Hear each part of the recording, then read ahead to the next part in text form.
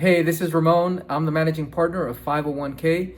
If you're interested in commercial real estate wholesaling, or if you have any questions, or you would like me to mentor you and teach you how to wholesale commercial real estate, or you have a deal that you'd like us to collaborate on, please reach out. You can reach me at Ask Ramon Questions, and that's questions plural, at gmail.com.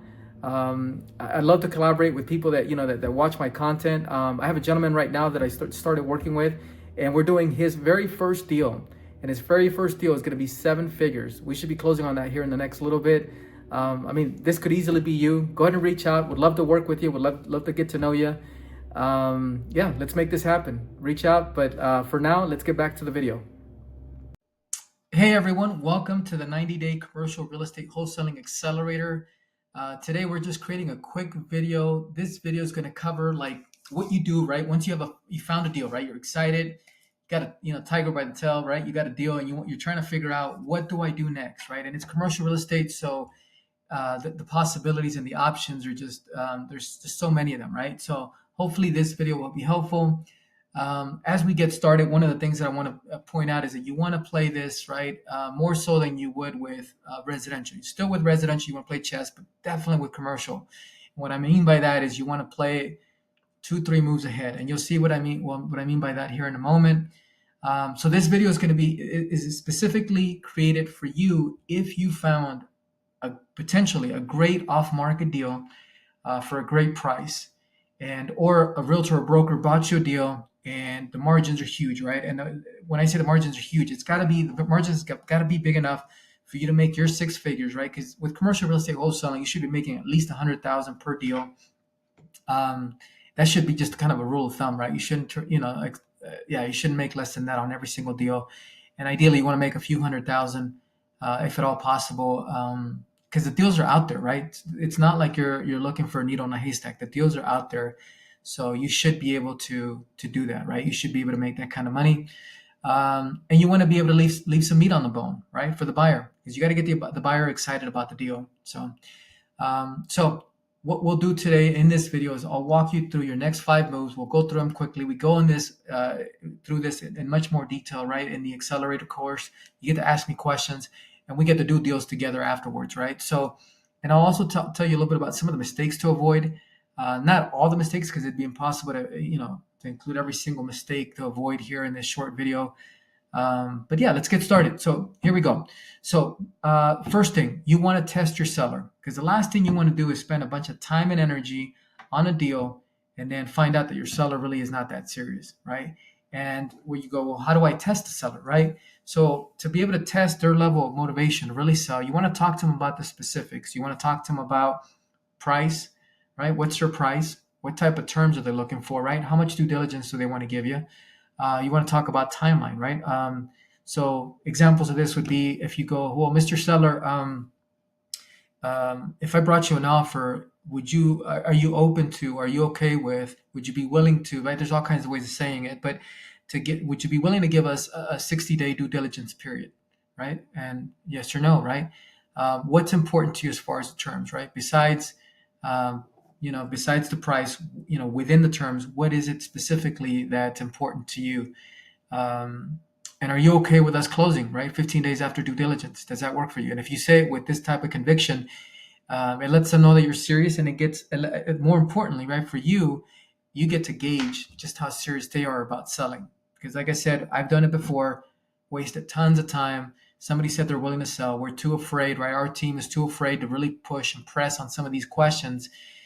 And because they just got excited over a yes or a maybe, we end up putting all of these hours into this deal, and then it turns out the seller's really not that motivated, right?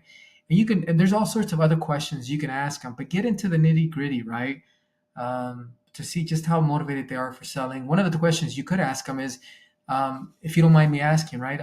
Is there any particular reason why you're looking to sell? And they could be, come back to you with some rude statement like, well, you're the one calling me and you're asking me, right? But you got to ask the questions, right? You got to be kind of like Teflon, right? Like just be ready to get insulted and get smart ass remarks and smart ass, answers to some of your questions. And that's fine, right? Whatever. It is what it is, right?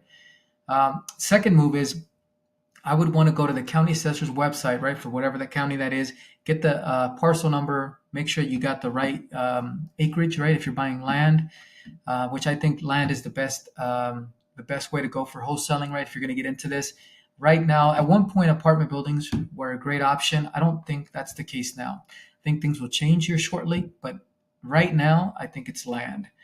You can get some pretty amazing deals on land right now. But anyways, getting back to this, so you get the parcel number and you verify all the information right on the property that you are interested in, that you found, because you want to make sure that if you're representing to a potential buyer, right, that this is 35 acres, that when it comes down, time to close, that you don't find out that it's actually not 35, it's actually 33, because although it's a small difference, right, that could be enough to wipe away your profits, right? Because the buyer could get, throw a hissy fit and get pissed off, right? Because you didn't do your homework, right? And demand that the price get reduced, and then the whole deal can fall apart, or he just makes you reduce your fee to next to nothing, right? And that's not cool. So you want to make sure you know what you're talking about when you talk to somebody, to a seller. So you got to do your homework. Go to the county assessors. Every county has a website. You also want to look into the zoning. Zoning is super important. You want to look into the zoning, what the current zoning is, what the zoning of the properties around it are. And if you're trying to change the zoning, you want to look at the city's master plan to see if what you want to do is in line with their master plan. Usually their master plan will be online. Sometimes you got to call them. Zoning is super important, though. You want to make sure that you're not, chasing like a unicorn, right? That you're not trying to change something from agricultural to commercial, when like there's no way in the world that the city would allow that or the county would allow that, right? You don't want to be in that situation. That's just wasted time and energy. So let's move on to the next one. So your move number 3 is you want to make sure that you understand, and by the way, you should have already done some of this before, right? Like before you find a deal, right? That's one of the things that we kind of jumped over, is because this is just a quick video, but is you want to pinpoint exactly who the buyer is, who your end buyer is. And in move 3, what I'm saying is drill down even further. So if you're looking at storage units, figure out whether you're looking at C-class type, C-class type storage unit or A-class type storage unit, and that'll determine what type of buyer it is. If you're looking at multifamily, how big is the lot, right? Is it 5 acres or is it 20 acres? And that'll determine who the developer is, right? Like you can really, and if you're selling houses, right? Like say it's townhomes, right? You're trying to flip a piece of land to Edge Homes, right? And they love building these townhomes. Well, figure out, is this really a product that they would want, right? Because they might take a deal that's 5 acres, but that's not really what they're interested in, right? Typically, a company like Edge Homes, and there's a bunch of companies like this, they want huge parcels of land because they're looking at building, big communities, right? Big communities of townhomes or apartment buildings or whatever. So make sure that you drill down deep. Really figure out once you've looked into the zoning and you've looked into what's possible, then figure out exactly who is your ideal buyer. And like I said, some of this homework should have already been done, but you might have to fine tune, right, what you thought based on the zoning and based on maybe the price. I'm not sure. Because if it's a great deal, it's a great deal, right? So let's move to move number 4. You got to figure out what this is worth to the end buyer. And this is where playing chess comes in. So it's easy to find a piece of land and you're like, oh, I think this piece of land is worth, $2 million and I'm getting it for $1 million. Well, what is that worth on? What is that based on, right? Where did you come up with that $2 million? We have pro formas and spreadsheets that we put together, right, to figure out exactly what can be built on it and what that property is going to generate, right? If it's going to be storage units, if it's a C-class storage facility, well, what's the final product going to generate, right? And you plug in the numbers and there you go, right? You know how much it's going to generate, and that gives you the NOI, and the NOI, leads to the cap rate, and then you can kind of put it together that way. If it's an apartment building, same thing, right? You got to figure out using spreadsheets what that final product is worth. It's actually something that also helps with the developer. Like he will appreciate that because they'll go, oh look, they've done their homework. They've saved me some time. They've done some market research. They know what current rents are, and based on that, they've come up with this pro forma, the spreadsheet. and based on that, they're giving me a price of 1.5, and but it's really worth 2 million, but they're selling it to me for 1.5. They'll appreciate that, right? And it'll make them feel better about you making $500,000 on a single deal. Because sometimes it's funny, some developers, some investors, they get weird about you making a lot of money on a single deal, because they know that you're wholesaling the deal. But not all of them. I think most of the smart ones don't care, because what does it matter how much you made, as long as you're giving them a great deal? As long as you're making a lot of money, like, what does it matter, what I made, right? If I'm making you $5 million, you're the developer, you're gonna make $5 million on this. What does it matter to you that I made two, three, four, 500,000 on it? I brought you the deal. Without it, you wouldn't have, your deal, right? You wouldn't be able to make your 5 million. So, but not everybody thinks that way. So, but if they see that you've done some serious work, right? You've researched it, you understand the market, you know what the rents are, and you put together your spreadsheet, like, they're more likely to go, oh, he's earned his money, right? Comps is another way of doing it, right? You're looking at comps and you can see trends. And sometimes that's all you need with land. Sometimes that's all you need is just the comps, because you can see just a general trend, right? So we have a deal like that where we don't care what they're going to develop. We know it's light industrial, but we don't care about the details. All we care about is what's land selling for, right, per acre in that area. Sometimes buyers have rules. Like, we have one guy who's a developer, likes apartment buildings, and he's got this rule where if it's raw land, he will only spend 3% of what the final value of the property is. And if it's entitled, he'll do 5%, and sometimes he'll go up to 10%, depending on any number of factors. But you got to find out, right? What rules does this developer, right, this buyer, have for buying land, or assuming it's land that you're trying to wholesale. Developers, just said that developers have rules, and sometimes those rules are based on, like I said, percentages. Like I just gave you guys an example right now, but sometimes it's based on cap rates. So sometimes, right, let's say you're not wholesaling land, you're wholesaling an apartment building, which we've done before, and sometimes they'll tell you, hey, look, the interest rates right now are 6.5, so I want a cap rate of at least 7%, right? Or they'll tell you, whatever interest rates are, right, whatever interest rate I'm going to pay for, I want to have at least a half a point margin for my cap rate. I want my cap rate to be at least half a point above that. So they don't care what everybody else is buying and selling for. They just have that rule for themselves, right? And that's quite common.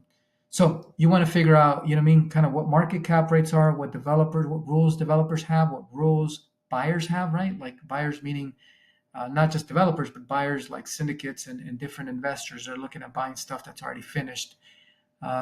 So yeah, and then we go to move 5, and then how do you structure the deal? And this is probably one of the most important things, because as a wholesaler, it's very easy to come across an amazing deal, and you think it's going to change your entire life, and then it turns out that you get cut out of the deal. Now, that doesn't happen, shouldn't happen at all.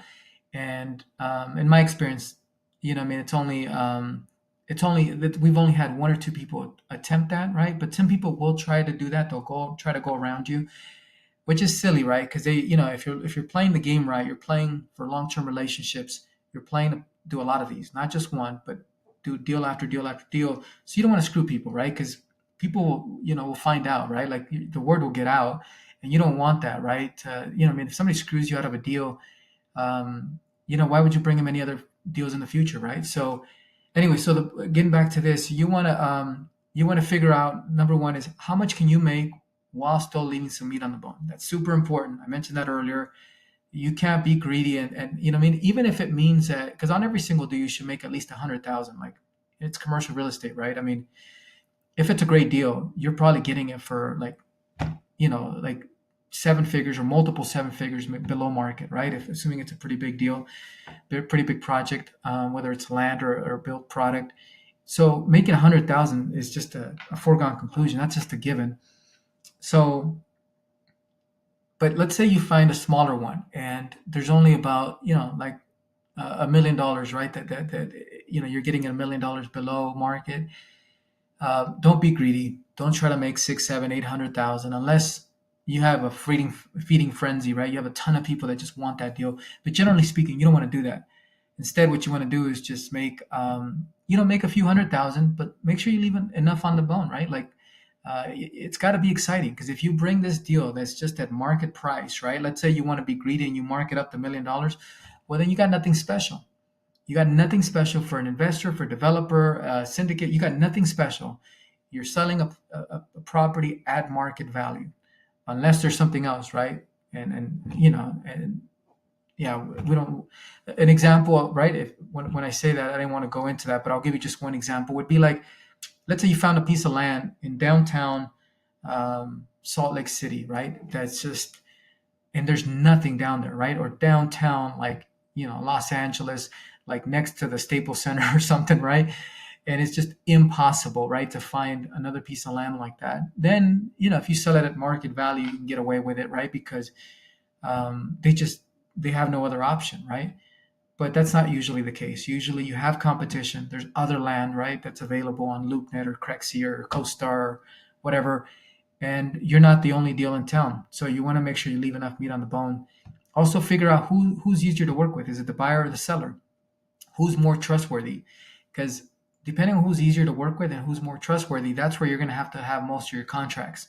Sometimes you have a seller that's very temperamental and you don't want to piss them off, and they're giving you a great deal. So you're going to have to do most of your contracts, right, to protect yourself, to make sure that you get paid, right, which is the next one. Make sure you get paid. You're going to have to do most of the contracts on the buyer side, right? Have them sign a bunch of stuff. And we have a bunch of different agreements that we use to make sure that we're protected. So anyways, and you have to be very careful, right? So structuring the deal is very important. You also want to make sure that whatever way you decide to structure the deal, that it's illegal in your state. And that, let me make sure I said that correctly. Make sure that it is legal in your state. I said that a little quick and it sounded differently, but the reason I say that is because double closings, for example, are not legal in some states. You want to make sure that you don't do double closings in a state where that's illegal. You don't want to get yourself, locked up. So you got to look into some of that stuff, right? With the contracts that you're putting together and the way you're structuring, because there's all sorts of creative ways to structure a deal. It's not just an assignment, right? Assigning a deal is just one of many ways of getting paid. The other factor you also want to consider is when you structure the deal is how much money do you have available? Because sometimes you have to come up with earnest money. And if it's one of those deals that's a few $1 million, even a 1% in earnest money could be, I don't know, 100,000, 50,000, 200,000, I don't know, depending on the size of the deal, right? And sometimes you may not be in a position to put that kind of earnest money. So you want to make sure that that you take that into account. There's also, sometimes you have all these additional costs that are associated with putting a property under contract and getting it to a certain point, right? Getting it to a certain threshold to where it's marketable. So what you're thinking, well, what the hell is he talking about? So sometimes a buyer will tell you, right? Hey, yeah, I'll take a piece of land. I'll buy it from you. I want these, I want it to be in this location, this size, blah, blah, blah, all this other stuff, right? But then he'll also say, but I also want you to, I want to make sure that there are no issues, environmental issues. So that means that you're going to have to come out of pocket for the phase 1, for the phase 2, and hopefully doesn't ask for a geological test, right? Because you're going to have to come out of pocket for that as well. So it can get pretty expensive. And so when you structure a deal, you got to take that stuff into consideration, right? Like, what is your buyer going to require of you, right? For him to just take it off your hands. And then how much money do you actually have? How much capital do you have? And that'll have some ramifications. And you'll have to make some decisions about how you structure it, so that if you don't have the money, that you structure it in such a way that you can still put the deal together. So anyways, so that was a quick little crash course on your next 5 moves. I hope that was valuable. Hopefully it was not too confusing. But if you have any questions, please sign up. Send me, subscribe to our channel, shoot me an email. You can also shoot us a text at this phone number right here. And then if you're ready, right, I'd love to, walk you through step by step, through our 90-day, commercial real estate wholesaling accelerator, answer any questions you have. We can do some deals together. And and then I have access to attorneys that we can always go to, right, for questions. Because commercial real estate is interesting in the sense also that you never stop learning. And I think that's important, right, to keep that in mind. You never stop learning. I've met people, developers, and then we're talking about developers that do both the horizontal development and also the vertical development. And these guys have been doing this for 30 plus years. And I've heard them say this, right? You just never stop learning. There's always something to learn in commercial real estate. And they mean that sincerely. And it's true. The more you get into it, the more you understand what I'm talking about. There's just so many possibilities and options. So I would love to work with you. Would love to hold your hand through your first, deal or two, and yeah, help you make six figures on your first one. So break out of that rat race. So, anyways, I hope this was helpful. Thank you for your support, and I will see you in my next video.